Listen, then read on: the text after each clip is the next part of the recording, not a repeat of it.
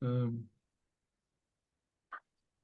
Good morning, listeners and viewers. Incredibly sorry for the delay to us going live on our weekly radio show. Why am I talking so slow, Jeff? I don't know, I'm going to turn around. The light would be better. Yeah, turn the lights on. Anyway, let's get the show on the road, I think, is what we'll do. So let's get, what is it? Where are we? Here we are, show And put the light business. on, please. I'm sure the team are going to join us as well. But I don't know where they've gone.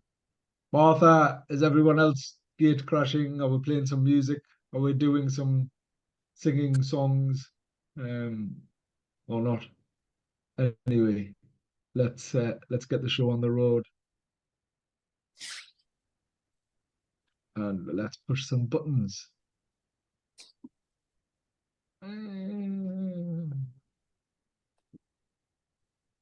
Good morning, listeners and viewers. You're listening to Ammar and Jalf.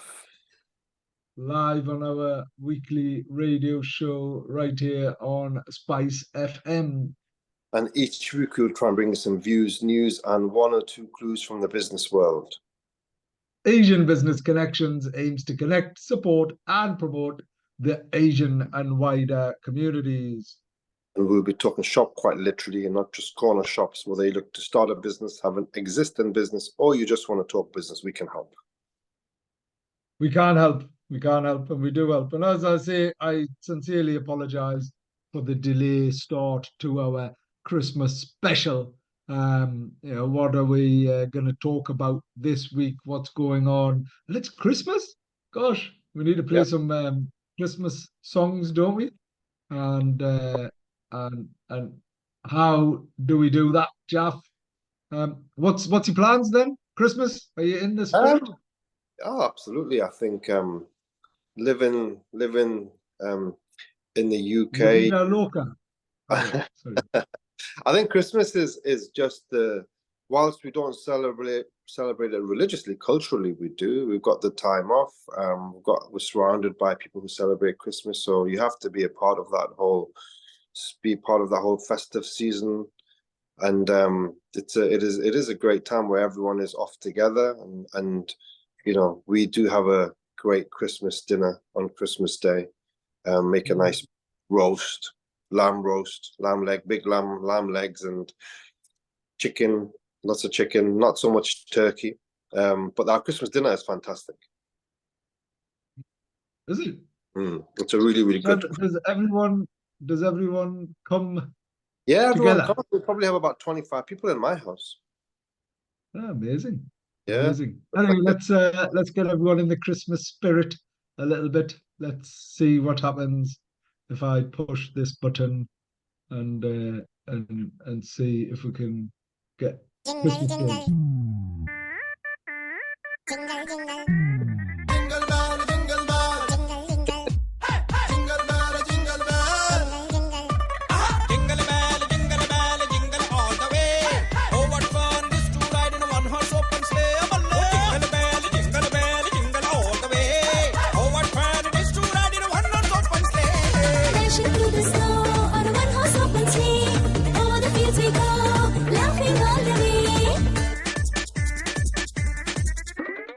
Making spirits bright.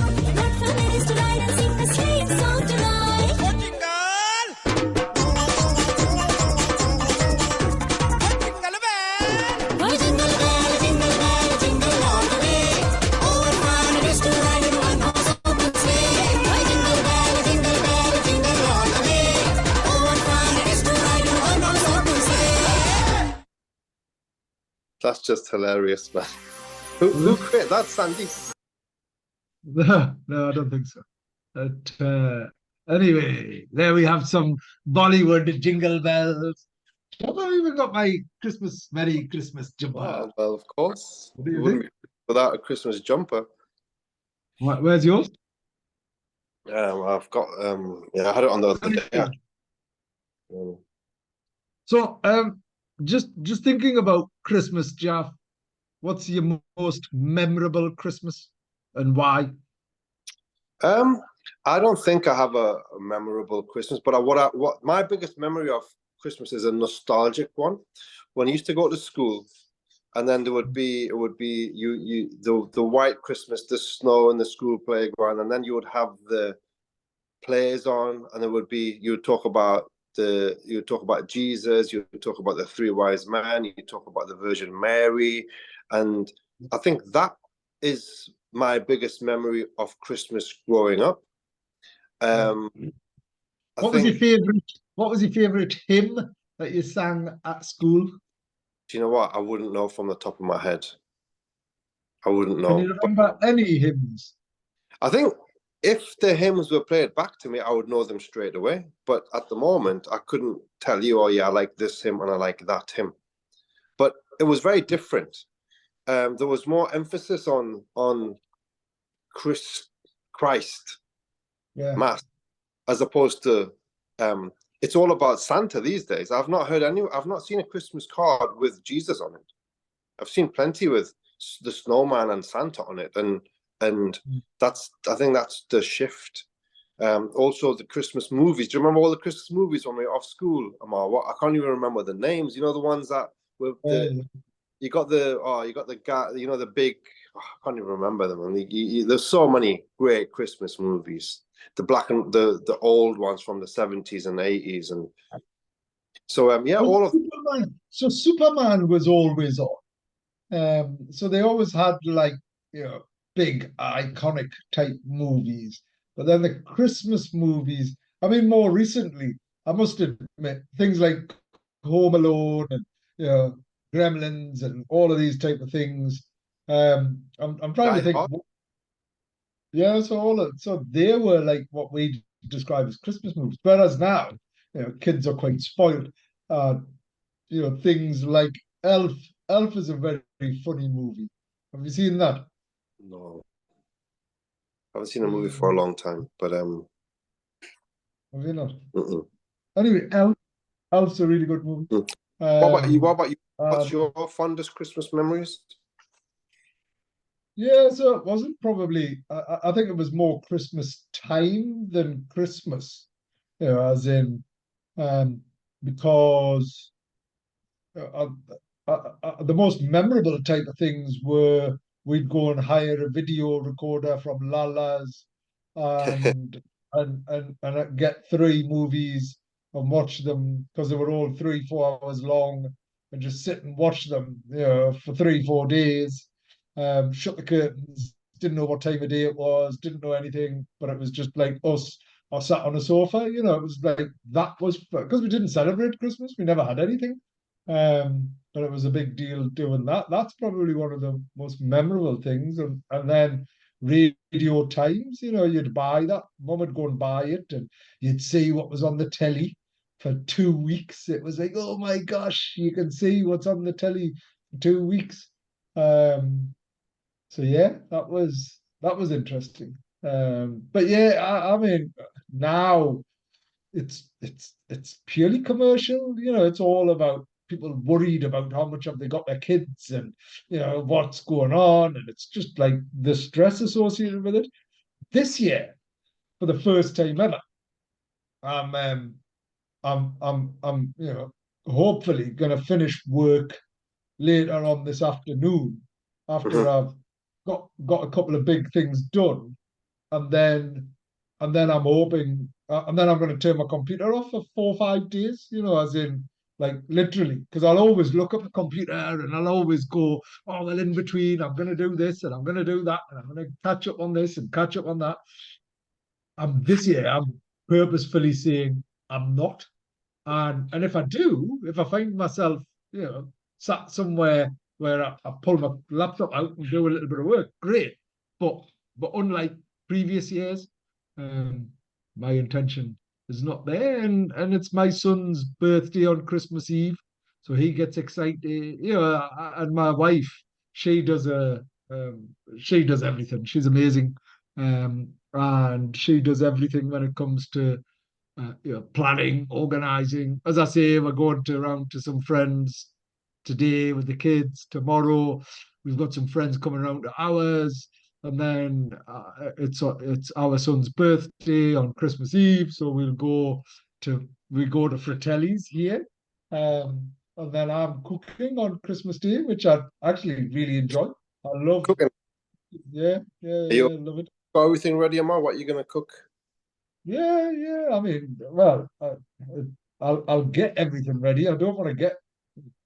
My wife's really concerned that the shops are going to run out of everything, and you better go and get it. Apparently, there was like an hour queue or something getting in and out of Tesco's of Kingston Park yesterday. Oh I was just yeah, going, it's all it's gonna be just mad. why? But I'll answer the question. Or am I ready? Do I know what I'm cooking? Yeah, the halal butchers has some nice beef and sort of turkey and things like that. I'm not really a big fan of turkey, to be honest. I Turkey like a fan. bit of Nicer to get chicken fillets instead, more succulent. yeah, yeah. Turkey is just, why does it need to be turkey? It's just dry, isn't it? Yeah, it doesn't It's need like to be. It's a big chicken effectively, but you want a small chicken because it's nice and succulent. of course it is. Of course it is. But so yeah, I'm looking forward to that. And So then you've ordered all of your steaks and stuff ready for the from the butchers to yeah, cut and yeah. prepare. And, Well, actually, I just get it as a big joint, so I don't get it chopped up. Is what I don't. And and then I'll baste it a little bit, and then just I like cooking. I really do. Like I like the pressure of getting everything right all at the same time. I hate anybody in being in the kitchen, even like on a weekend, because I cook breakfast and everything else, right? And if my wife's ever like in the kitchen, I mean, it's all open plan. But if she's ever like stood next to us, I'm like, I get like frustrated and angry. I like my own space. I wash up as I go. I do everything, and everything's like, I've got OCD when it comes to cleanliness anyway. So if anyone touches anything, I get really frustrated. So yeah, it's Christmas, bah, humbug. The rest of Christmas is just like suppose when you've got kids, it's you've got to like smile, stay awake, make things, put them out, and then observe as your wife keeps going. Do you think that's enough for him? Do you think she's got more than him? It's and these are like to me, I'm sort of thinking, are these really important issues or challenges? They're lucky. They're lucky to get what they're getting. yeah, Never mind. Have they got enough? I yeah, just I'll tell you what I'd love to do, and yeah, because and this isn't for any other reason than I'd love to just give everything that I'm going to buy for the kids and everyone else to like somebody who would never have it or wouldn't get it, and go. I'd rather that happened. mm, Um, as what I'd like to do. Obviously, that wouldn't happen because it's not fair, apparently. But I get that part as well. Why should the kids be deprived because I want to be generous or I want to be giving, as the thing. So actually, I do a bit of both. I always give a lot at this time of year, um, but I don't shout about it. I don't go around telling people. yeah, yeah. Obviously, I have now. But yeah, these time of years for me, it's more about people who haven't got, or people who've been bombed out of their homes, or people who are homeless, or Mm, people who don't even know if they're getting fed, or all of these things. That's what the weight of the world, I feel, um, is what I feel. But anyway, that's but my I cross think to bear. everybody, Okay, I think everybody needs to have the thinking. I think everybody needs to um have that, and we all need to do our bit to try and help those that don't have as much as what we have. And I think that's the whole concept of charity, isn't it, Ammar? Um, and all of the many good causes that are out there to support people who are less fortunate than ourselves. So I think, and at this time of the year, I guess people do feel a little bit more generous and feel like giving. So I think it's a really important point that you're making. Yeah, and yeah, the other thing for me though, Jeff, is the world becoming a divisive um place. Yeah, the whole Yeah. world's becoming divisive. It's like, if it's incredible. It's incredible that if you have a view, and I've said this so many times, unless you support something, right, you're terrorist, you're anti-Semite, you're equal rights wrong, whatever. If you have a religious view, well, you're anti-inclusive. If you have a personal view, you're what, and then everybody's got a label for everything. And it was really interesting. And actually, I'm going to come on to the business topic of the week, which is all around inclusion, right, Jeff? So for 15 years, you and I and everybody else involved in ABC have been persevering, have been doing what we're doing, right? Because it's the right thing to do, and because we want to give others who are either less fortunate or deprived or discriminated against a platform, an opportunity, right? So we created the awards to celebrate other people. We launched the Asian Women Enterprising, recognizing that Asian women didn't get the same platform as others, and we wanted to showcase that we have amazing people, right? So we've done all of these things, and we've been doing it for a lot longer than 15 years, but formally through ABC. And then we launched the Inclusion by Default campaign. And it's interesting, right? Because we've got this Inclusion by Default conference coming up in January. And the ambition around that is just to get lots of people in a room and say, how do we make the region more inclusive? Right. And it was funny because someone was like, oh, bandwagons, and it's woke, it's the right thing, it's about whatever.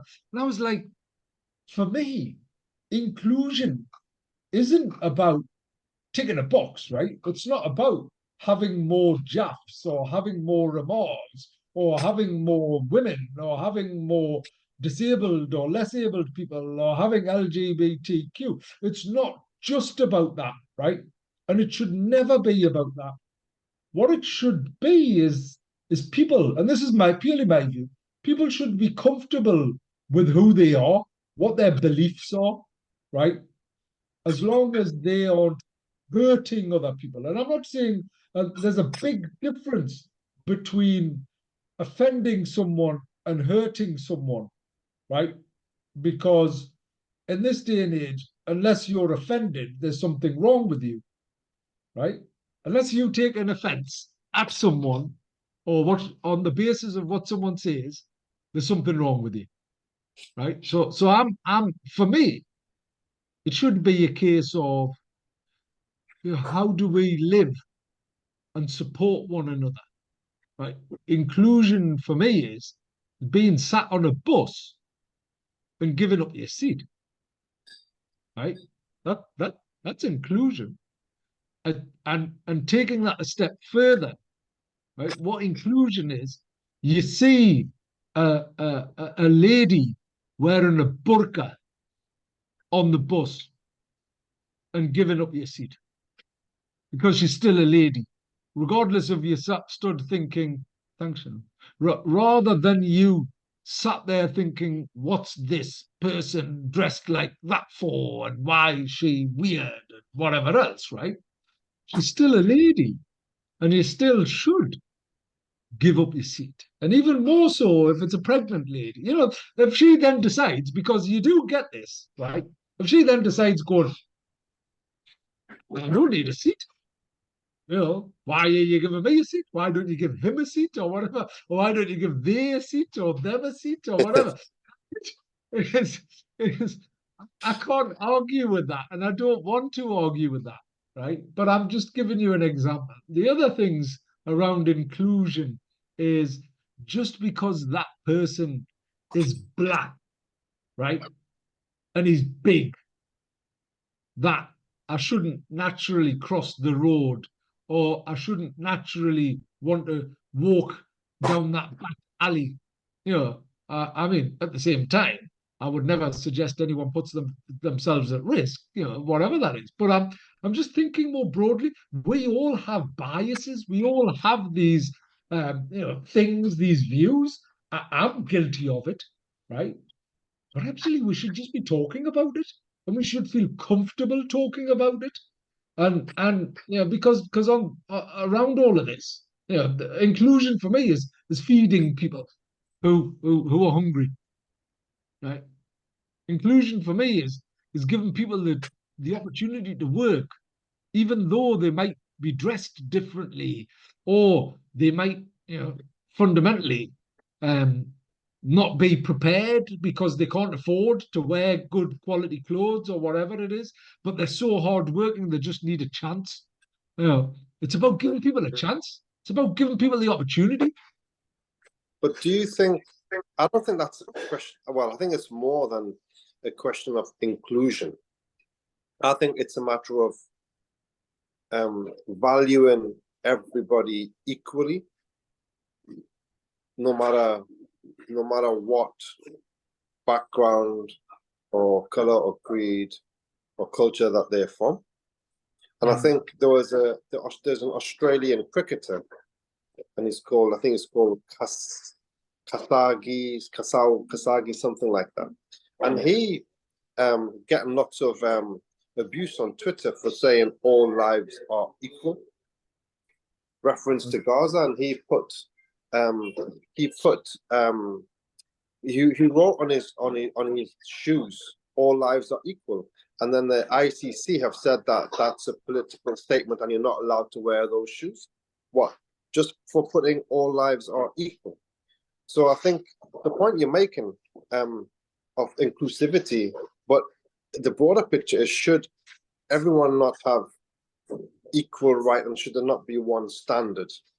And I think that's the critical thing. When the standards are double, I just don't think you can have fairness in any walks of life, because it's one rule for you and a different rule for somebody else based on their color, creed, background. And I think that's what we should all fight to retain, that equality, because I think that's the fundamental, most important part of humanity, really, that we see everybody in the same house.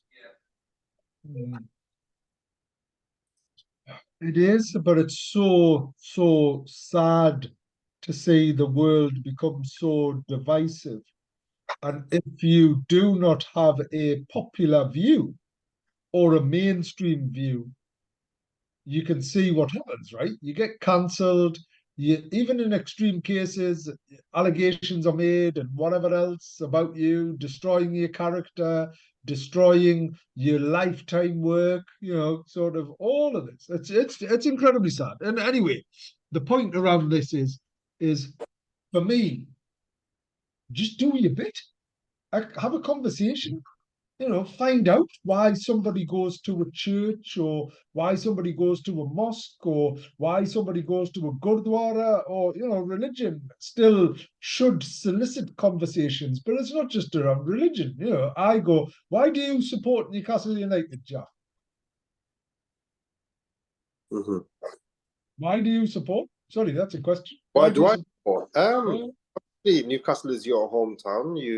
You grow up with football in your lives, and My father took me to St James's Park when I was about 5, 6 years old, standing in the Gallagher end, and from that, it all starts really. And when you got the opportunity, for me, my story is you always want to get kind of season tickets, but the Newcastle season tickets had 20,000 or 40 or 50, 60,000 people on the waiting list. And when the team started to, under Ashley, when it started to go downhill, people gave up the season tickets. I managed to get in there at that period 10, 12 years ago and get some season tickets, which I'm very grateful for today, because trying to get into St James's Park is just impossible at the moment. And the peace of mind, Ammar, that I have a secure ticket, and I don't have to worry about, oh my God, am I going to be, the anxiety? Imagine the anxiety if you're like a hardcore fan and you want to go to St James's Park. So I guess I feel so comfortable, happy, proud that I'm a season ticket holder, and that's where that comes from. And obviously, football is it's very difficult in that you can get so passionate about it, and it takes over, and it affects your emotions on a match to match basis, and you're down in the dumps after a loss, and it's hard to pick yourself up, and you only want to be around certain people who understand those emotions. So it's kind of a very important part of one's life, I guess. So, and it's why are you religious? Again, the religion thing, it comes from obviously being born into a family which is religious. So number one, you're as you're growing up, you're brought up with certain etiquette, certain values, a particular moral code, and as you get older, when you're able to understand the reasonings for the etiquette that you're brought up with and the moral code behind it, you begin to appreciate it a lot more. I think A, from the family to begin with, and B, because of the understanding that I have with the religion that I follow. I feel it makes me a much better person than if I didn't have it in. And I think there's lots of codes and questions. If there's unanswered questions, I think it gives me the guide. And I love that. And both. If I give you one question, I read somewhere, if you're in doubt in terms of paying an employee, whether you want to give them like £5 or £10, you should always give them the benefit of the doubt and give as much as possible in that particular dilemma, if you have one.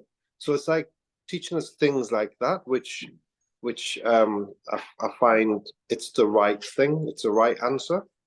Instead of being a bit tighter, be a bit more generous. So I think there's many other examples like that I can give. And it's wonderful, and it's and both of those examples are what make you unique, right? But just because you support, just because my son supports Liverpool, doesn't make him a lesser person. Although Liverpool's doing quite well, to be honest. Of course. But as in, do I love him any less or more? Because he's that. Well, maybe a little bit less, but I wouldn't say that to anyone. It's more. But my point being, joking aside, right, is he's my son. I love him, and he is what he is, right? He was born in Liverpool. His maternal family is from Liverpool. We're quite fortunate to have season tickets and go to the match, and experience that. And of course he's there, but I wouldn't want him to change. I respect that, right? And whilst lots of people, I mean, my younger brother is horrified. He cannot believe it, as in, and he's like outraged. He's actually so offended. Like it grinds him, it keeps him awake at night. that his nephew is a Liverpool supporter, right? But actually, right, and it's really interesting, isn't it? Because the reason why I'm sharing this story is that it shouldn't make any difference, and you should be entitled and encouraged to form your own views and your beliefs and your behaviors, as long as you're not directly hurting someone. If someone decides to be hurt because of your belief or behavior, well, arguably that's for them to deal with, isn't it? Of course, of course. And but I think, Ammar, we've always said, imagine the times when Tommy Robinson was out there and he was talking about all of this, making lots of hoo-ha. We always said that, well, hold on, Tommy, let's meet and let's talk and let's sit there over dinner and let's exchange views and opinions and get a better understanding of why you think how you think, and we're happy to share why we think how we think. And that should be the basis of it's about understanding and being empathetic to other people's positions and thought processes, and then and then I think you would leave much better and more empathetic about why that person thinks like that. But I've always felt confident that I would be able to sit with anybody and explain, oh well, I live a life like this because of A, B, C, and D reasons, and those that are kind of come across as being racist, I'll be able to give them an understanding and maybe why they shouldn't think the way that they're thinking, because it's not right. So I think healthy, good, open, respectful conversations to understand each other's viewpoints is always a good way to begin. But then how are you going to get that if you just begin to create a society where the alternative opinion, you're not going to be able to share it, or it's deemed as you can't talk about. I know so many people that I've talked to if with my brothers who are professionals, and oh my God, people fear to say that what's happening in Palestine is a genocide. Well, they're so scared, but why? Why are you so scared for? Because the society has created a situation where we cannot say that, because it's not in line with the official narrative. And I think that's not the right way for society to go, because we're supposed to be, when we've always said it's an open society, freedom, freedom, democracy, well, freedom of speech. Well, okay, then if there's freedom of speech is so important to our Western values, then don't hide it. Why are you trying to curb it for? Why are you trying to, dismiss it for? Why are you trying to shadow ban people's views and opinions and A, B, C, and D? And I think because what are you so worried that the other viewpoint is gonna sway everyone in an alternative way? I mean, that's not freedom of speech to me. So, but I think ultimately though, Ammar, I think people are intelligent, and I think people's souls are beautiful, especially in Newcastle, the Geordies. And I mean, I always feel that the Geordies have beautiful souls. So I think in their hearts of hearts, they know what is what and what is good and what is not good, because I think everyone's got that basic intelligence within them, because you see it every day. Yeah. And you're right. I was just checking to see what topics we needed to cover, but you're absolutely right, Jeff. It is such a starred state of affairs. So just very, very briefly, because we have got this business topic of the week that I want to just quickly go through, because it's very relevant to what we're talking about. But also, the fact is, having read Tommy Robinson's book, there's certain elements of his views that I don't disagree with, certain things that he formed his opinion of that I don't necessarily disagree with. I don't have an issue wholly or exclusively with Tommy Robinson. And actually, there's an aspect of dramatization. There's the aspect of what Tommy might have started off by it being a legitimate concern and issue, being turned into something to represent something totally different, and it being the face of white supremacy or whatever it is. there's all of these things. So you're absolutely right that we should be encouraging conversation. Anyway, this is getting incredibly deep for a Merry Christmas special, isn't it? I mean, gosh, I've heard recent arguments about why wasn't there any wise women? Why wasn't there any wise them or What do you mean? they? Well, hold on. You got the greatest woman in history, the Virgin Mary. So she supersedes anything. You can't have anything higher than that. So any woman that want to talk about women's rights, well, there you go. I mean, she is the epitome of everything. She's held in the most highest esteem, one of the greatest humans in the whole of history. You can't get better than the Virgin Mary. Anyway, I'm not going to, because we've talked about football, we've talked about religion, we've touched on politics. But anyway, I'm just sort of relaying certain people's thoughts. Listen, I'm not going to disagree with anybody's views or opinions. I just have a slightly well. I have a different approach. Anyway, so inclusion has become something of a buzzword. Organizations across the world are announcing their efforts to become more inclusive and employ more diverse people. Creating an effective inclusive environment is not always as easy as that. Though diverse teams don't always equal inclusion, it often requires a culture shift and the development of practices to actively continue to include employees, is what it does. So, what does that all mean, Jaff? Is the question, and let me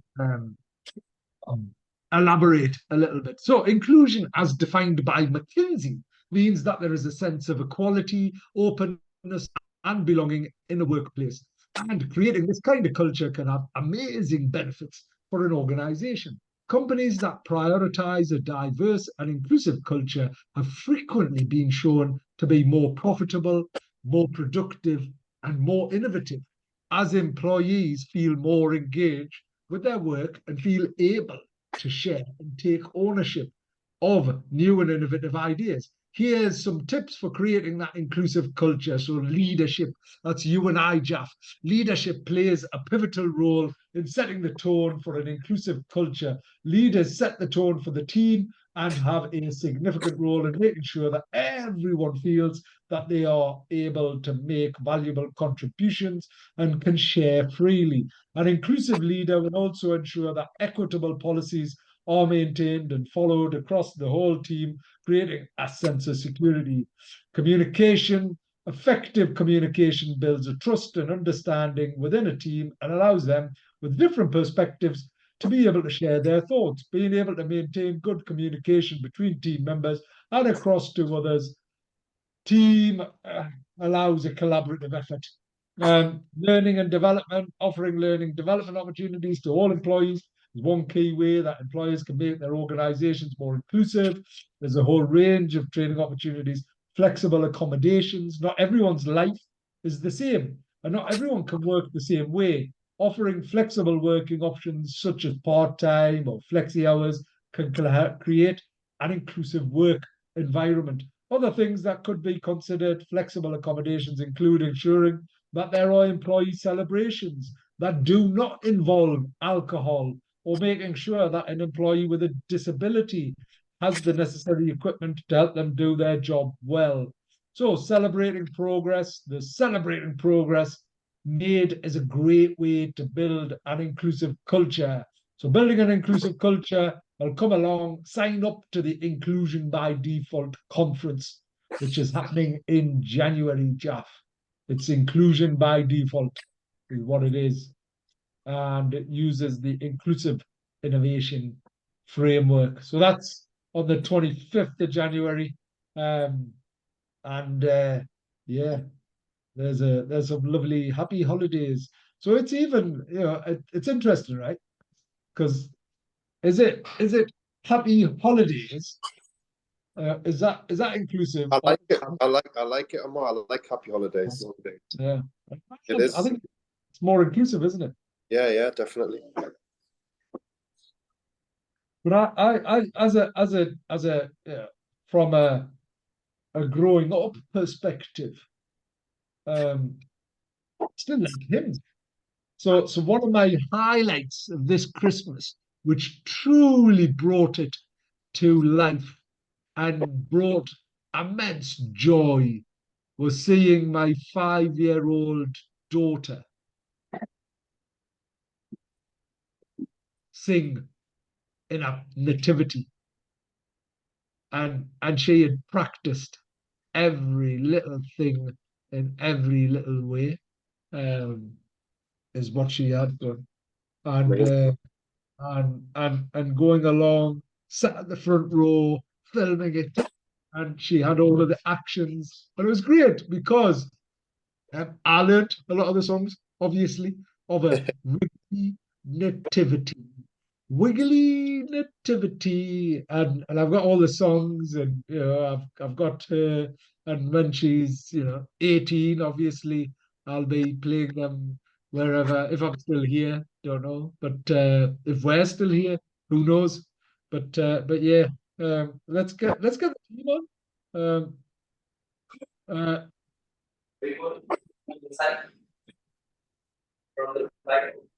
what's happening? Is that your side or my side or somewhere else side, Jeff? All the racket, Ammar. I think all the rackets here because I'm in the restaurant. We've just had a huge wine delivery, and there's 3 people kind of opening the boxes and putting it in there. Drinking it. Yeah, well, I hope not, but wouldn't surprise us though. It's Christmas. Christmas, So yeah. Hey, much they, can you they can't really sneak. off as much, can you, Ammar? Because the thing, hold on, well, that's not in the Christmas spirit. Well, hold on, I don't want the standards to drop because you want to be jolly, you know. Exactly. And the call mean boss, but Yeah. you know, It's hard. I must admit, from an employer's perspective, it's a really hard balance to yeah. to to like remain productive Mm, whilst and getting stuff done whilst trying to maintain a Christmas spirit. We're going to be finishing midday. Well, I'm not, but all of the team are, and then we've given everybody next week off. So everybody is off um, next week, good. which it's the first time that we've formally shut down the office, and I just thought, actually, you know what? I think it's nice and it's important for everyone just to have the holidays and not worry about you know coming back in and what's happening and breaking, because even if people were coming in, I'll come in just to check on things and whatever else. But if people are coming in, the mind isn't, the heart isn't in it. It's like, I want to be home with the family, so why shouldn't they be? Is what I say. When do you close, Jeff, on We're Christmas just Eve? we close on Christmas Day. Some restaurants stay open, and if we did stay open, it would have been very, very busy. But I just didn't want to go through that pain. We just want to give people a day off where you can just stay at home, enjoy the day with the family, have a good earned day off, and like I said, enjoy Christmas Day and come back refreshed for Boxing Day. So it's just one day off, and then you work all the way through. Amazing. I'm saying, if the team are going to jump on and sing us a Merry Christmas song, and They had a secret Santa, Ammar, a couple of days ago. So if you imagine, you got 50, 60 members of staff all bringing each other, some gifts, and that was a really nice occasion when that's nice. they had donuts and hot chocolate, and it was interesting because we've got lots of people from different ethnicities, and it was understanding what Christmas meant for those that are in Africa, which we don't really think about, being a hot country, that they have a lot of Christians there and they celebrate Christmas, and We have other people from Asia. We have obviously the English gang that we're all a part of, and we understand what Christmas means in the UK. But what about in Africa and Philippines and India and Nepal and Sri Lanka? You know, they all celebrate Christmas, but it's very different, and they don't have a turkey. They have a curry and rice. Chicken, jerk curry is what they have. Yeah. So So here's the gang. Here's the gang with their Christmas hats on, is what they are. That's so Good they're morning, gonna Jeff. Good Yeah, hi, morning. Jeff. Good morning. Yatin and SME CUFE is gonna sing to us, I Yeah. think. Won't you? You wouldn't want to hear me sing. Why? Terrible voice. But you were a DJ though, Stephen. So what's your most memorable Christmas memory, Stephen? Oh, memorable Christmas memory. Honestly, I think probably when I was about 5, when I had the Star Wars spaceship as a child, got the big Millennium Falcon. Millennium Um, Falcon. That's Yeah. the one. And I remember coming down in the morning, unwrapping that, building it all up. But then I also had a puppy, and the puppy came and started hiding underneath it. And I don't know why that sticks out. It just, I can't never forget it. Just a really good moment. I think because I always loved that spaceship. Yatin, Yes, sir. did you celebrate Christmas in India? Yeah, we do have we do celebrate Christmas in India, but not me, because we were not celebrating Christmas as usual in India, like in our family. So yeah, this is Right. my first celebration. Is it? Oh, fantastic. Excellent. You should have yeah. So Jeff, obviously you mentioned Africa. It must be funny though, mustn't it? Being in a hot country, because you always imagine Christmas with like snow and sleigh and reindeers. But Ammar, if you think about it, where Christmas all originated from, Bethlehem, right? Did they have Yeah. snow then? There was no snow. There was no Good cold point, weather. Jeff. So obviously it's our perception of Christmas in the UK, and Oh, without a doubt. and that's Without been a doubt. created by movies over the years, and it's kind of become the most important concept. And it's a beautiful. I mean, when the snow was there like a couple of weeks ago, everywhere was white. It was just the most beautiful look, isn't it? It's such a Christmassy feel.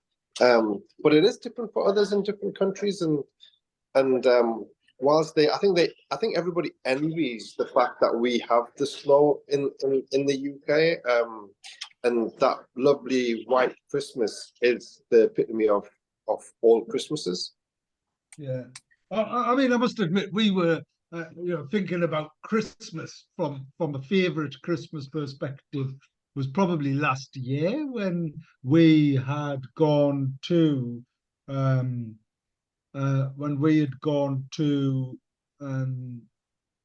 sorry, Jeff, I'll have to, oh no, I was getting a call and I was thinking, when we'd gone to Lapland and Oh yeah, we were in Lapland for Christmas and there was just the four of us, and it was and it was just we came down in our pajamas, it's like sat and had food and it was it was magical. It was snowing, we were out, we were doing like Christmassy stuff. Went and seen Father Christmas, he was hanging out, all of that type of stuff. So yeah, it's nice, and I think most important thing for Christmas is, regardless of your religion or whatever your beliefs are, it's about just spending time with those precious and those important to you, isn't it? absolutely. So Absolutely. we're coming up to the end of the show. So Merry Christmas, everyone.